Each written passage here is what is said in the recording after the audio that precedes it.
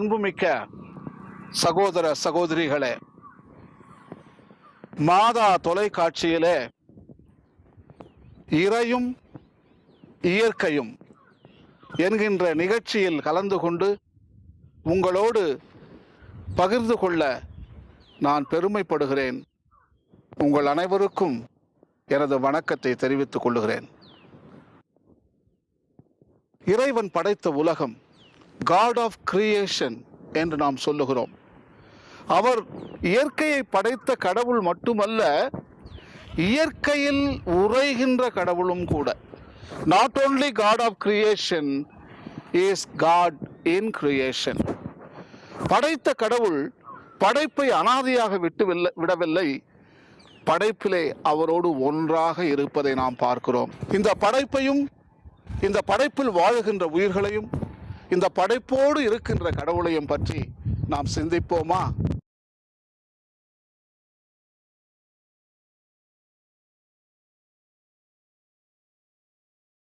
இறைவன் எவ்வளவு மகத்துவமிக்கவர், எவ்வளவு மேன்மை மிகுந்தவர், எவ்வளவு ஞானம் படைத்தவர் என்று நமக்கு இயற்கையை பார்க்கின்ற பொழுது புரிகின்றது. இறைவன் பல சாதனைகளை செய்திருக்கிறார். மனித வரலாற்றில் இறைவன் மக்களுக்கு விடுதலை வழங்கி இருக்கிறார். விவிலியத்தில் நாம் வாசிக்கிறோம், எகிப்து நாட்டிலே அடிமைத்தனத்தில் இருக்கக்கூடிய மக்களை விடுதலை கொடுத்து ஆசிர்வதிக்கின்றார். அது ஒரு சாதனை. பாபிலோனியா நாட்டிலே இஸ்ரவேல் மக்கள் அடிமைத்தனத்தில் இருக்கின்ற பொழுது அவர்களுக்கும் விடுதலை வழங்கி சாதனை செய்திருக்கிறார். நீருக்காக கஷ்டப்படுகின்ற பொழுது பாறை நிலத்தை தடியால் அடித்து நீரை வழங்கி மக்களுக்கு சாதனை புரிந்திருக்கின்றார்.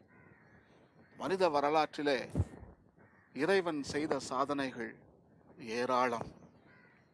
ஆனால் எல்லா சாதனைகளிலும் ஒரு சிறந்த சாதனை இறைவன் மட்டும்தான் செய்யக்கூடிய சாதனை. மனிதனால் சாதிக்க முடியாது ஒரு வேளை கூட, அதுதான் படைப்பு.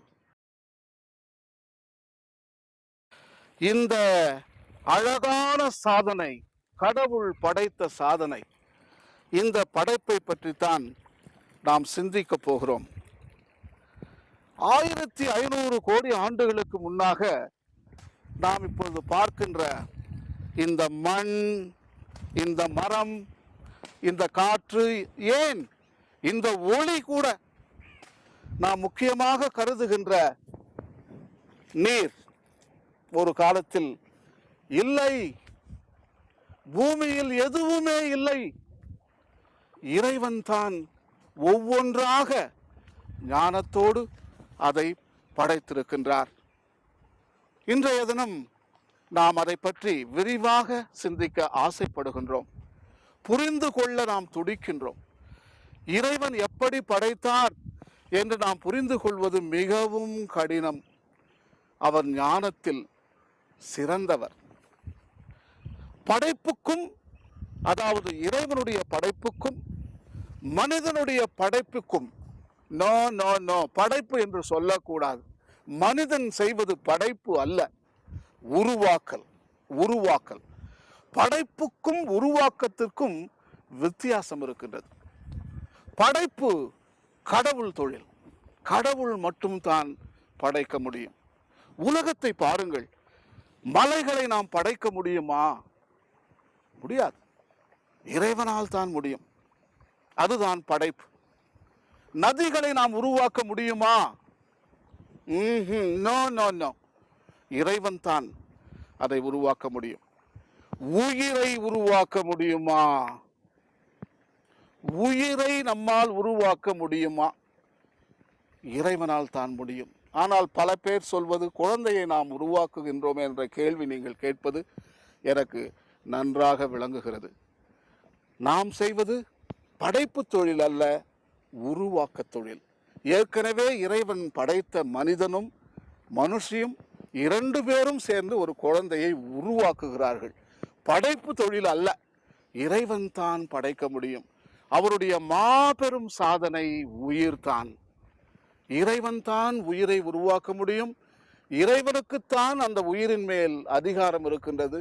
மனிதர்களுக்கு அந்த உயிரை கொல்லவோ, இம்சைப்படுத்தவோ, வதைக்கவோ எந்த அதிகாரமும் நமக்கு கொடுக்கப்படவில்லை. ஆகவே அன்பிற்குரியவர்களே, பிரியமானவர்களே, இப்பொழுது அந்த படைப்பை படைத்தவர் அழகான வார்த்தையிலே நமக்கு சொல்வது, தான் படைத்த படைப்பை நல்லதென கண்டார். Beautiful and bountiful earth. தான் படைத்ததை நல்லதென கண்டார். இதைத்தான் நமது சங்கீதம் 104வது சங்கீதத்தில் நாம் இப்படி வாசிக்கிறோம். கேட்போமா? என் கடவுளாகிய ஆண்டவரே, நீர் எத்துணை மேன்மை மிக்கவர். நீர் மாண்பையும் மாட்சியையும் அணிந்துள்ளவர். பேருளியை ஆடையென அணிந்துள்ளவர். வான்வெளியை கூடாரமென விரித்துள்ளவர். நீர்த்திரள் மீது உமது உறைவிடத்தின் அடித்தளத்தை அமைத்துள்ளவர். கார்முகில்களை தேராக கொண்டுள்ளவர். காற்றின் இறக்கைகளில் பவனி வருகின்றவர். காற்றுகளை தூதராய் நியமித்துள்ளவர். தீப்பிழம்புகளை பணியாளராய் கொண்டுள்ளவர். நீவீர் பூவுலகை அதன் அடித்தளத்தின் மீது நிலைநாட்டினீர். அது என்றென்றும் அசைவுறாது. அதனை ஆழ்கடல் ஆடையென மூடியிருந்தது. மலைகளுக்குள்ளும் மேலாக நீர்த்திரள் நின்றது. நீவீர் கண்டிக்கவே அது விலகி ஓடியது. நீவீர் இடியென முழங்க அது திகைப்புற்று ஓடியது. அது மலைகள் மேல் ஏறி பள்ளத்தாக்குகளில் இறங்கி அதற்கென குறித்த இடத்தை அடைந்தது.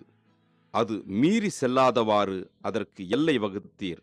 பூவுலகை அது மீண்டும் மூடிவிடாதபடி செய்தீர். பள்ளத்தாக்குகளில் நீரூற்றுகள் சுரக்கச் செய்கின்றீர்.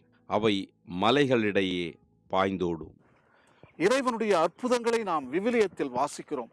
குருடர்களுக்கு பார்வை கொடுத்திருக்கிறார். முடவர்களை நடத்தி இருக்கிறார். இறந்தவர்களை உயிர்ப்பித்திருக்கிறார். ஆனால் அற்புதங்களுக்கெல்லாம் அற்புதம் எதுவென்றால், இறைவனுடைய படைப்பிலே நீர், தண்ணீர். இதுதான் இறைவனுடைய படைப்புகளிலே ஒரு அற்புதம் என்று சொல்லலாம். எல்லா உயிர்களும் இந்த நீரைத்தான் நம்பி இருக்கின்றன. இறைவன் இந்த நீரை பார்த்து அருந்திவிட்டு எல்லாம் நல்லதென கண்டார்.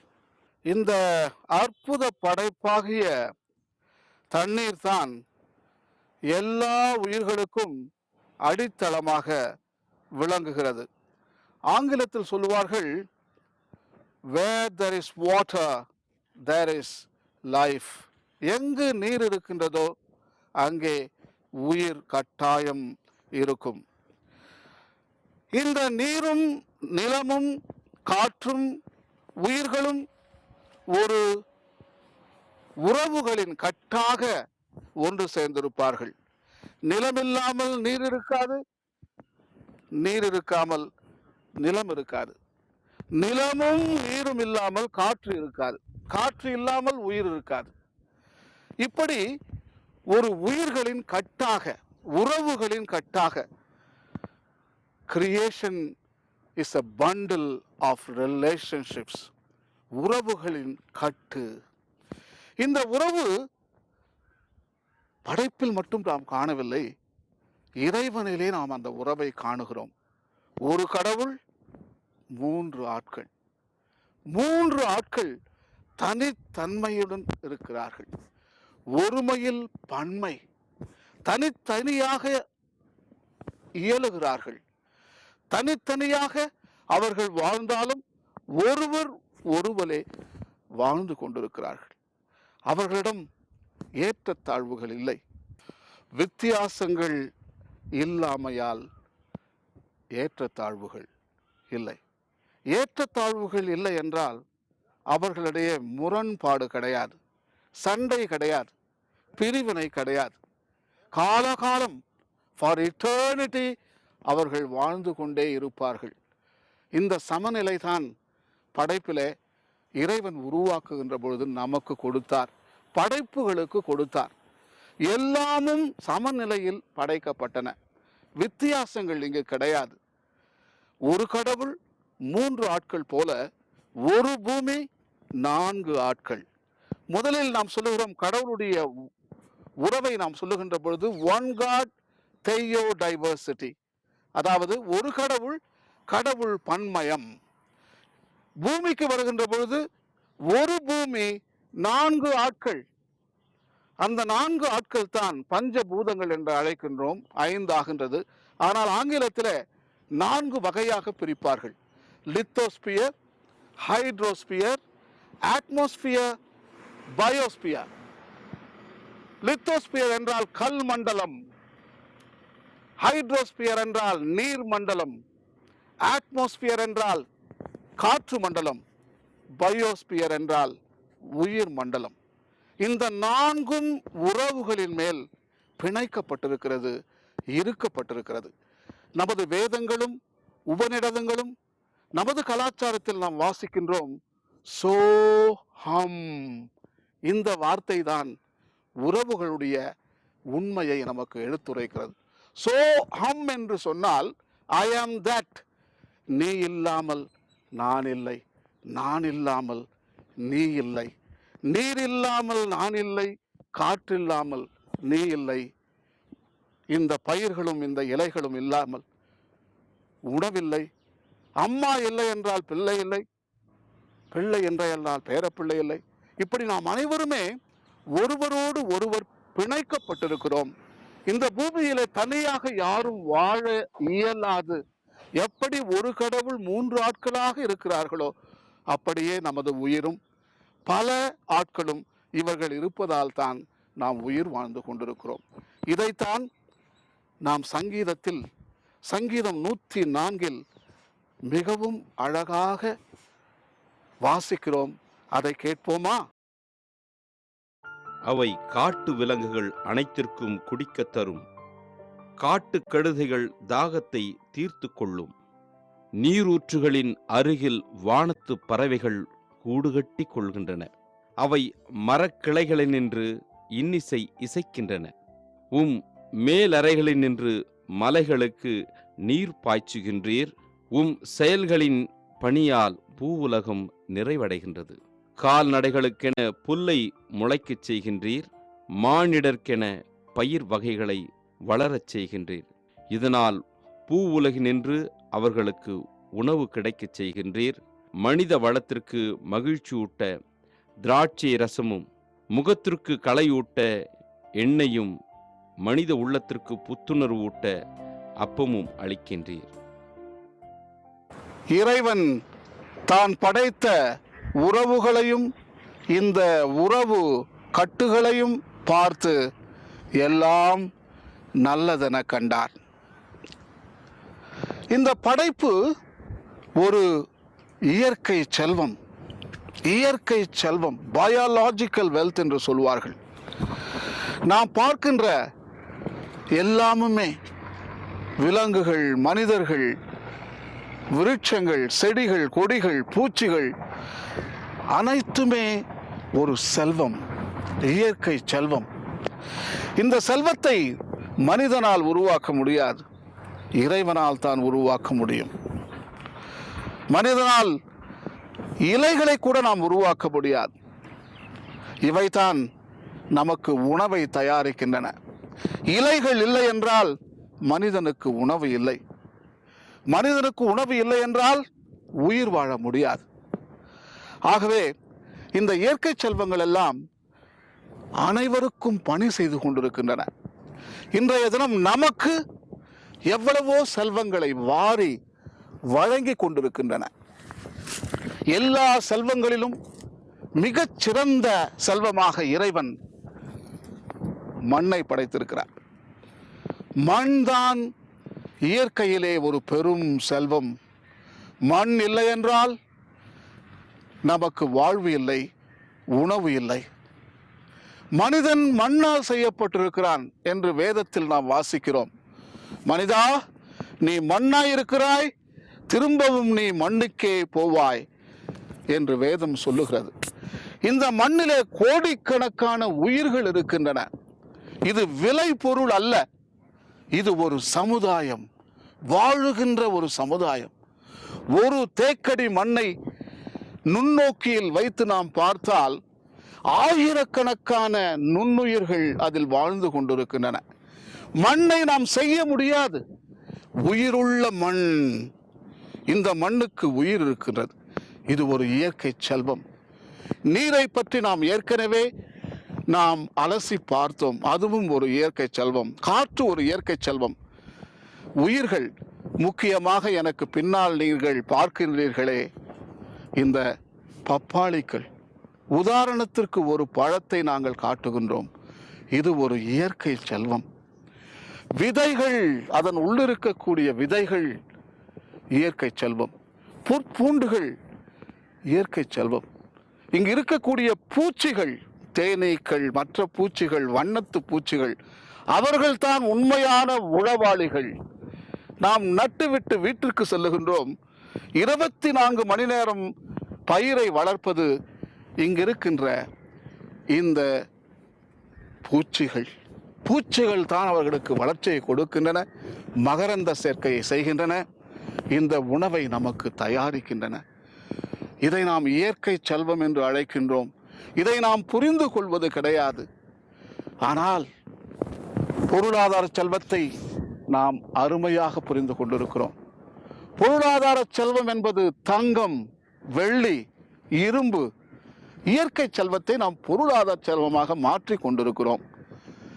கலாச்சார செல்வம் நாம் அருமையாக புரிந்து கொண்டிருக்கிறோம். கோயில்களை கட்டுகின்றோம், வீடுகளை கட்டுகின்றோம், ரோடுகளை போடுகின்றோம், கம்ப்யூட்டர்களை செய்கிறோம், தொலைக்காட்சியை பார்க்கின்றோம்.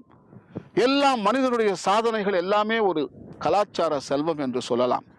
இந்த 2 செல்வங்களையும் உருவாக்க வேண்டும் என்றால் இயற்கை செல்வம் இருக்க வேண்டும். இயற்கை செல்வத்தை எடுத்தால்தான் இந்த 2 செல்வங்களையும் நாம் உருவாக்க முடியும். இயேசுநாதர் அழகாக சொல்லுவார் இயற்கையை பார்த்து. இயற்கை செல்வம் என்பது ஒரு முத்து போல, ஒரு புதையல் போல. அதை முத்து ஒருவன் கண்டுவிட்டால் தனக்குள்ளதெல்லாம் விற்று அதை போய் வாங்கிக் கொள்வான். இயற்கை செல்வம் எவ்வளவு முக்கியம் என்று நாம் உணர்ந்து கொண்டால் நாம் அழிகின்ற பாதையில் நாம் செல்ல மாட்டோம், மற்றவற்றை நாம் துன்புறுத்த மாட்டோம்.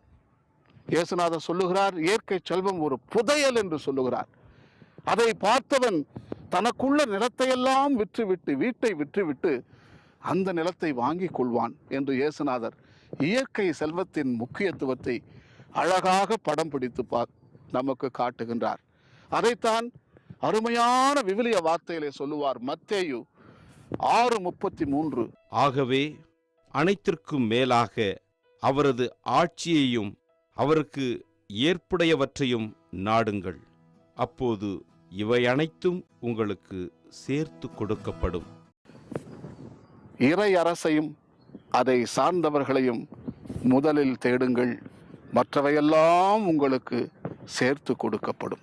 இந்த இயற்கை செல்வத்தை பற்றி சங்கீதம் 104 சங்கீத ஆசிரியர் 11 15 வசனங்களில் என்ன சொல்லியிருக்கிறார் என்று கேட்போமா? ஆண்டவரின் மரங்களுக்கு, லெபனானில் அவர் நட்ட கேதுரு மரங்களுக்கு நிறைய நீர் கிடைக்கின்றது. அங்கே பறவைகள் கூடுகள் கட்டுகின்றன. தேவதாரு மரங்களில் கொக்குகள் குடியிருக்கின்றன. உயர்ந்த மலைகள் வரையாடுகளுக்கு தங்குமிடமாகும். கற்பாறைகள் குழி முயல்களுக்கு புகலிடமாகும். காலங்களை கணிக்க நிலவை நீர் அமைத்தீர். ஆதவன் தான் மறையும் நேரத்தை அறிவான். படைப்பு இறைவனின் வெளிப்பாடு. இந்த படைப்பின் வழியாக இறைவன் தன்னையே வெளிப்படுத்துகின்றார். யோவான் நற்செய்தியிலே நாம் வாசிக்கிறோம், தொடக்கத்தில் வாக்கு இருந்தது, அவ்வாக்கு கடவுளோடு இருந்தது, அவ்வாக்கு கடவுளாயும் இருந்தது. வாக்கு என்னும் அவரே தொடக்கத்தில் கடவுளோடு இருந்தார். அனைத்தும் அவரால் உண்டாயின, உண்டானது எதுவும் அவரால் அன்றி உண்டாகவில்லை. அவரிடம் வாழ்வு இருந்தது, அவ்வாழ்வு மனிதருக்கு ஒளியாயிருந்தது. அந்த ஒளி இருளில் ஒளிர்ந்தது, இருள் அதன் மேல் வெற்றி கொள்ளவில்லை. ஆதியிலே வாக்கு இருந்தது, அந்த வாக்கு கடவுளோடு இருந்தது, அந்த வாக்கு கடவுளாயும் இருந்தது. அந்த வாக்குத்தான் படைப்பாக மாறியது. உண்டானது எதுவும் அவரன்றி உண்டாகவில்லை என்று யோவான் நற்செய்தியில் வாசிக்கிறோம். படைப்பெல்லாம் இறைவனின் வெளிப்பாடு. படைப்பு மலராக இருக்கிறார், படைப்பு வண்ணத்தி பூச்சியாக இருக்கின்றது, படைப்பு உணவாகின்றது, படைப்பாளி நீராகிறார், படைப்பாளி மூச்சாக இருந்து நம்மிலே செயல்பட்டு கொண்டிருக்கிறார். பழைய ஏற்பாட்டில் நாம் வாசிக்கிறோம், மலைகளிலே இறைவனுடைய பிரசன்னத்தை இஸ்ரவேல் மக்கள் பார்த்தார்கள். மோயிசன் எரிகின்ற புதரிலே இறைவனுடைய பிரசன்னத்தை பார்த்தார். செங்கடல் பிரிகின்ற பொழுது இறைவனுடைய மகத்துவத்தை மக்கள் பார்த்தார்கள், இஸ்ராயேல் மக்கள் பார்த்தார்கள். இப்படி படைப்பிலே இறைவனுடைய பிரசன்னத்தை அழகாக நாம் பார்க்கிறோம். இயேசு கிறிஸ்து படைப்பில் உரைகின்ற கடவுளை ஒவ்வொரு நாளும் நாம் பார்க்க வேண்டும் என்று வானத்து பறவைகளை பாருங்கள், அவை விதைப்பதுமில்லை, அறுப்பதுமில்லை, நூற்பதுமில்லை என்று சுட்டி காட்டுகிறார். வயல்வெளி மலர்களை பாருங்கள், இறைவனுடைய பிரசன்னத்தை ஒவ்வொரு உயிரினத்திலும் பாருங்கள் என்று இயேசுநாதர் நமக்கு சுட்டி காட்டுகிறார். வயல்வெளிகள் சென்று நிலத்தை பற்றி பேசுகிறார், கற்களை பற்றி பேசுகிறார், ஆடுகளை பற்றி பேசுகிறார், விருட்சங்களை பற்றி பேசுகிறார், அத்தி பழங்களை பற்றி பேசுகிறார், மீன்களை பற்றி பேசுகிறார், கடலோடு உறவு கொள்ளுகிறார், மலைகளில் சென்று அவர் ஜெபிக்கிறார். இறைவனுடைய பிரசன்னத்தை எந்த கோயிலிலும் அவர் பார்த்ததாக வரலாறு கிடையாது. இறைவனுடைய பிரசன்னத்தை இயற்கையிலே கண்டு அனுபவிக்கின்றார். நமது தமிழ்நாட்டு மரபிலே நமது சங்ககால இலக்கியங்களும் நமது சான்றோர்களும் இறைவனுடைய பிரசன்னம் இந்த இயற்கையிலே உருவதை சுட்டி காட்டினார்கள். மாணிக்க வாசகர் அழகாக சொல்லுவார், வானாகி மண்ணாகி வழியாகி ஒளியாகி ஊனாகி உயிராகி என்று சொல்லி படைப்பில் இருக்கக்கூடிய ஒவ்வொரு பொருளும் இறைவனுடைய பிரசன்னத்தை பிரதிபலிக்கின்றது என்று அவர் நமக்கு சொல்வதை தெளிவாக நாம் படம் பிடித்து காட்டுகிறோம். நானே உலகின் ஒளி என்று இயேசு கிறிஸ்து அழகாக இந்த பிரபஞ்சத்தில் இருக்கின்ற இறைவனுடைய பிரசன்னத்தை பற்றி எவ்வளவு விரிவாக அவர் சொல்லுகிறார். ஆகவே நாம் படைப்பில் இருக்கக்கூடிய இறை பிரசன்னத்தை நாம் கண்டுவிட்டால் இந்த படைப்பை நாம் அழிக்க மாட்டோம், துன்புறுத்த மாட்டோம். மாறாக இந்த படைப்புக்கு தகுதியான நாம் மரியாதையை கொடுப்போம். இறைவனுடைய படைப்பிலே இறைவனுடைய பிரசன்னத்தை நாம் உணர்கின்ற பொழுது இறைவன் நம்மை நிறைவாக ஆசிர்வதிக்கின்றார். படைப்பை பார்த்து, மனிதனை பார்த்து, இயற்கையை எல்லாவற்றையும் பார்த்து எல்லாம் நல்லதென கண்டார். பிரியமானவர்களே, இறையும் இயற்கையும் என்கின்ற இந்த நிகழ்ச்சியின் மூலமாக உங்களோடு இறைவனுடைய படைப்பை பற்றி நான் பகிர்ந்து கொண்ட நிகழ்ச்சிகளை பெருமையாக உங்களுக்கு நினைவூட்டியதையும் இறைவனுடைய ஆசீர்வாதம் என்று நான் நினைக்கின்றேன். இறைவனுடைய படைப்பை புரிந்து கொள்கிற பொழுது இறைவன் உங்களை நிறைவாக ஆசீர்வதிக்கின்றார். மீண்டும் அடுத்த வாரம் இதே நிகழ்ச்சியில் நான் உங்களை சந்திக்கிறேன், இறைவனை பற்றியும் இயற்கையை பற்றியும் பேசுவதற்காக. நன்றி, வணக்கம். விண்ணோடும் ஹே மண்ணோடும் ஹே விஞ்ஞானம் விளையாடுதே உன் முன்னே ஹே என் முன்னே ஹே நம் பூமி பழுதாகுதே வானம் பூமி ஊனமானால் நானும் நீயும் இல்லை மலையதையுமே நாடாக்கினோ நிலமதையுமே வீடாக்கினோ வானமதையும் ஏடாக்கினோ கடலதையுமே சூடாக்கினோ இயற்கையை விஷம் செய்தோம் தோம் தோம்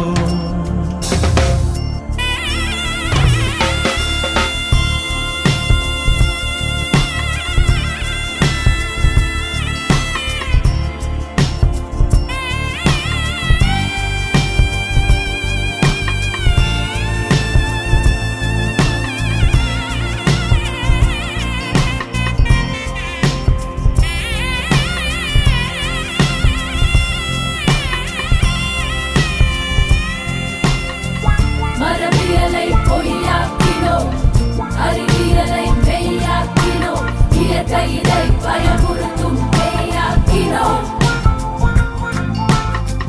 மரபியலை பொய்யாக்கினோம், அறிவியலை மெய்யாக்கினோம், இயற்கையினை பயமுறுத்தும் பேயாக்கினோம்.